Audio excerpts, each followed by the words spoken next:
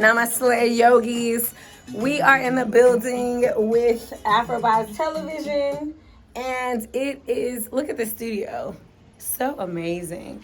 I love to be around Black excellence, and this is definitely Black excellence.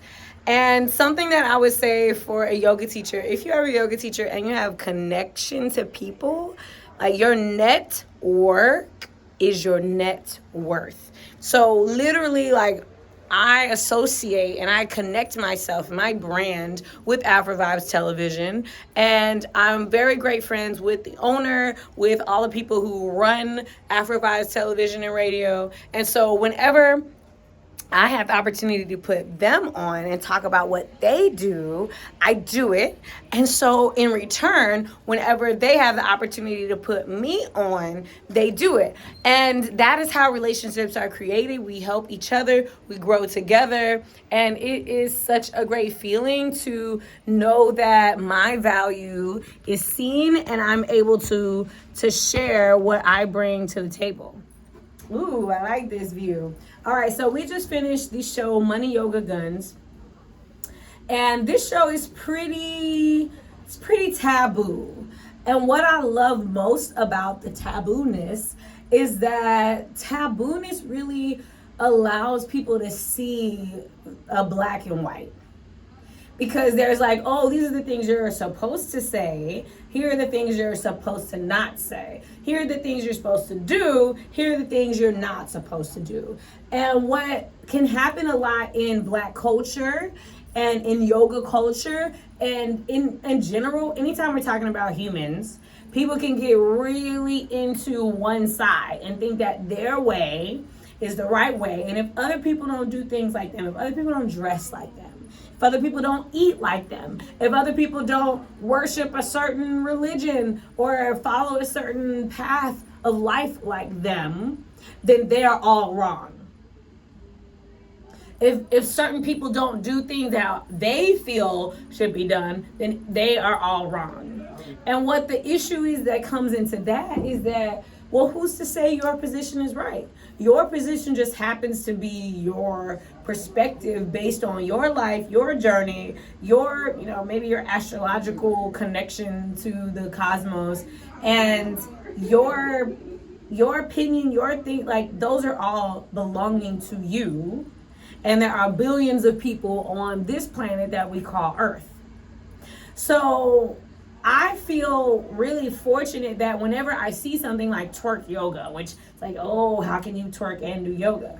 Or when I see something like Money Yoga Guns, the TV show that I happily co-host, it's those taboo things is like, well, what are you really about? Like, if you're really a closed-minded person, then you're not for me. If you're really a closed-minded person, you feel like everything has to be the way you see it, then how can you ever up-level and grow? How can you ever open up into new heights and new things? And that's okay.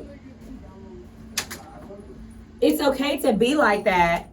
However, don't think that you have the right to force people to do things just because your perspective is different. That's something that even as a yoga teacher, like, how can you expect to make people understand, to make people more relaxed? That's not your job. Your job as a yoga teacher is to create the space, to create the environment where they can do their own work. Because it's not your job to tell them how zen they're supposed to be. And when you come to yoga, you're supposed to relax. And when you come to yoga, you're supposed to, be able to take a deep breath. If your worth and if you're assigning your value to how much you make your students do something or how much you create something, then like, what happens when somebody doesn't get zen? Or when somebody can't take a deep breath in your class? Then does that mean you're not a good yoga teacher? Or maybe that just means that they've been through some shit and maybe they need a private session or a follow-up session or a different type of yoga practice. And so that's what's so beautiful about taboo things in our lives, is that otherwise we wouldn't have really looked in those places for connection to self. That's where it brings the philosophy and the philosophical perspective of yoga, in that I can connect to myself and I am connected to the universe, and I don't have to control the entirety of the universe. I can only change the things that I can change. And everything else I'm a part of. So with that being said, I'm gonna leave y'all on that because I feel like I got really deep.